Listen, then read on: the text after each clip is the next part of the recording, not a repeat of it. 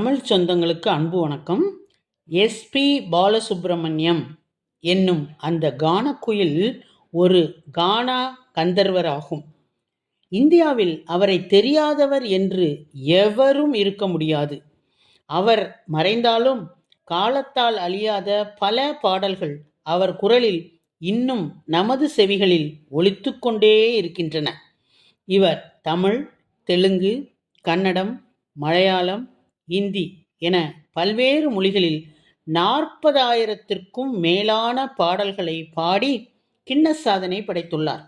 மேலும் 6 முறை தேசிய விருது, கணக்கிலடங்கா மாநில விருதுகளை பெற்று வரலாற்று சாதனை புரிந்துள்ளார். இவரது கலை சேவையை பாராட்டி ஒரு திருவுருவச் சிலை மற்றும் சாலைகளுக்கு பெயர் என பல்வேறு வகையில் சிறப்பு செய்யப்பட்டுள்ளது. முதலில் இவரது சொந்த ஊரான திருவள்ளூர் மாவட்டம் கோனேட்டம்பேட்டை கிராமத்தில் 4 அடி உயரம் கொண்ட மார்பளவு சிலை ஒன்று அமைக்கப்பட்டது. பின்பு ஹைதராபாத்தின் அரசுக்கு சொந்தமான ரவீந்திர பாரதி என்ற கலாச்சார மையத்தில் முழு திருவுருவச் சிலை திறக்கப்பட்டது. இவர் கடைசியாக வாழ்ந்த சென்னை காம்தார் நகருக்கு இவரது பெயர் வைக்கப்பட்டது. இந்த நிலையில் கேரளாவில் அவரது 10 அடி உயரமுள்ள வெண்கலச் சிலை தற்போது திறக்கப்பட்டுள்ளது. முன்னணி தென்னிந்திய பாடகர்கள் அனைவரும் ஒன்று கூடி திறந்து வைத்த இந்த திருநாளை பற்றியும் அச்சிலையின் சிறப்பு பற்றியும் கூறுவதற்கு சிந்தை குளிர்ந்த மகிழ்ச்சியுடன் உங்களை அழைக்கிறது மௌனத்தின் சப்தங்கள்.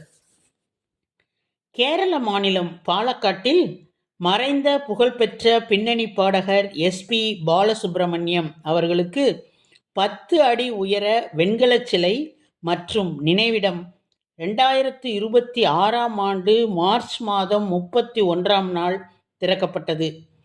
சமாம் SAMAM அதாவது singers association of Malayalam movies அமைப்பு மற்றும் ஸ்வரலயா கலை அமைப்பின் கூட்டு முயற்சியால் பாலக்காடு மருத்துவக் கல்லூரி அருகே உள்ள யாக்கரை VT பட்டதிரிபாட் நினைவக வளாகத்தில் இந்த சிலை அமைக்கப்பட்டுள்ளது. சிற்பி உன்னி கனாயி என்பவரால் வடிவமைக்கப்பட்ட இந்த 10 அடி உயர வெண்கலச் சிலை மிகவும் சிறப்பு வாய்ந்ததாக இருக்கிறது. இதனை ஆஸ்கார் விருது பெற்ற இசையமைப்பாளர் MM கீரவாணி அவர்கள் திறந்து வைத்தார். உடன் SPBயின் மகன் SPB சரண் மற்றும் பல இசைக்கலைஞர்கள் இருந்தனர்.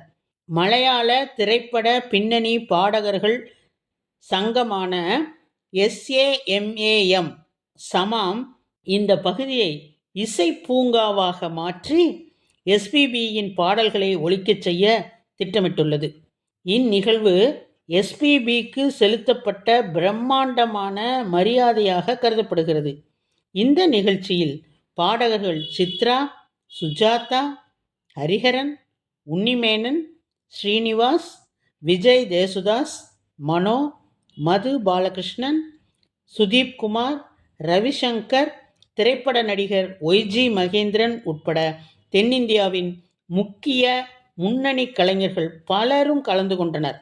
அதன்பின் சங்கீத மேகம் என்ற பெயரில் இசை நிகழ்ச்சி நடைபெற்றது.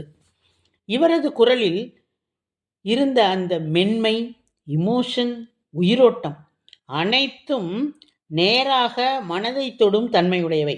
அதனால்தான் இவரது பாடல்கள் காலம் கடந்தும் அழியாமல் இருக்கின்றன.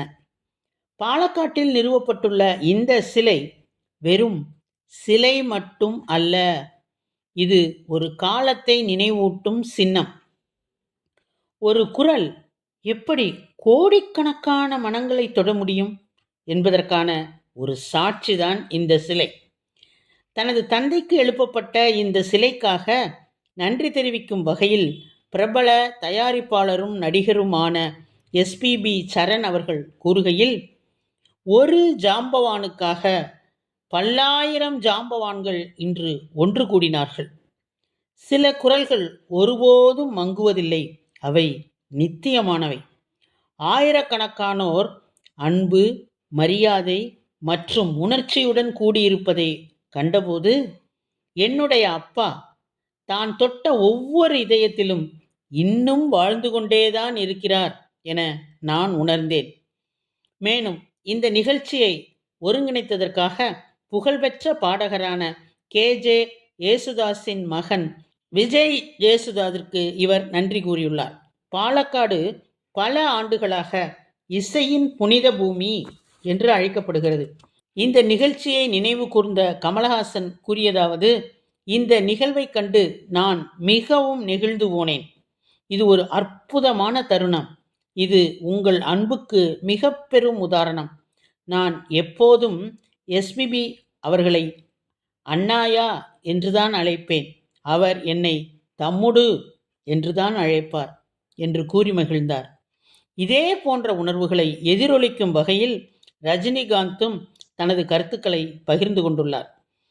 அவர் அற்புதமான நபர் என்பதற்கு ஒரு உதாரணமாக ஒரு சம்பவத்தை தான் நினைவு கூர்வதாக ரஜினிகாந்த் கூறுகிறார். ஒருமுறை நான் அமெரிக்காவிலிருந்து சென்னைக்கு திரும்பிக் கொண்டிருந்தேன். எனக்கு மும்பையில் ஒரு இடைநிறுத்தம் இருந்தது. அதைத் தொடர்ந்து எஸ்பிபியும் என்னுடன் அதே விமானத்தில் ஏறினார். அப்போதுதான் சங்கராபரணம் வெளியாகி இருந்தது. பாடல்கள் மிகவும் வைரலாக பரவிக்கொண்டிருந்த நேரம். பயணிகள் அவரிடம் அந்த படத்தின் பாடல்களை பாடும்படி கேட்டுக்கொண்டே இருந்தனர். அவர்களின் கோரிக்கைகள் வந்த வண்ணம் இருந்தன. அதிகாலை 1:30 மணியிலிருந்து நாங்கள் சென்னையில் தரையிறங்கும் வரை தன்னுடைய பயணம் முழுவதும் எஸ்பிபி அவர்கள் பாடிக்கொண்டே இருந்தார். அத்தகைய நற்குணம் படைத்த ஒருவரின் நினைவாக நடைபெறும் இந்த சிலை அமைக்கும் முயற்சி உண்மையிலேயே பாராட்டுதற்குரியது என்று அவர் கூறினார். ஒரு பிரம்மாண்டமான இசை பூங்காவாக மாற்றவும் இந்த இடத்தை கேரள அரசு திட்டமிட்டு வருகிறது. இசைக்கு மொழிகள் கிடையாது என்பதை நிரூபிக்கும் வகையில் கேரள மண்ணில் தமிழ் பாடகர் ஒருவருக்கு இவ்வளவு பெரிய கௌரவம் வழங்கப்பட்டிருப்பது கலைத்துறையினர் பலரும் தங்களுடைய மகிழ்ச்சியையும் நெகிழ்ச்சியையும் வெளிப்படுத்தி இருக்கிறார்கள் என்பதனை கூறி உம்மிடமிருந்து விடைபெறுவது உங்களுடைய அன்பு தோழி கீதா.